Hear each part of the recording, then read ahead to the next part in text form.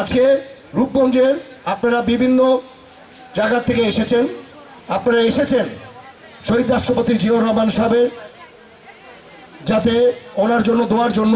আজকে আমি রূপগঞ্জবাসীর উপলক্ষে কয়েকটা কথা বলি, কারণ সকলকে আজকে একসাথে পেয়েছি। আমরা দায়িত্ব পেয়েছি মাত্র 3 মাস ধরে।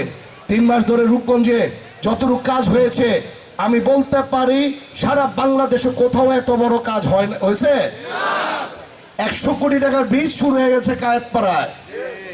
তারাবতে 4টা রাস্তার কাজ ধরেছি, ইনশাল্লাহ সামনে 180 কোটি টাকার কাজ আসতেছে তারাবতে। রূপগঞ্জে আপনাদেরকে নিয়ে আমি একটি কাজ করতে চাই, সেটা হলো স্বপ্নের রূপগঞ্জ ইনশাল্লাহ করতে চাই। আপনারা কি আমার সাথে থাকবেন? স্বপ্নের রূপগঞ্জ গর্ব কেন? শুধু আমাদের জন্য না, আমাদের পরের জেনারেশনও যাতে এই স্বপ্নের রূপগঞ্জে বাস করতে পারে, স্বপ্নের রূপগঞ্জে যাতে স্বপ্নের যাতে সাজিয়ে তুলে যাতে আমরা থাকতে পারি, এরকম একটি রূপগঞ্জ ইনশাল্লাহ আমরা গড়ে ছাড়বো।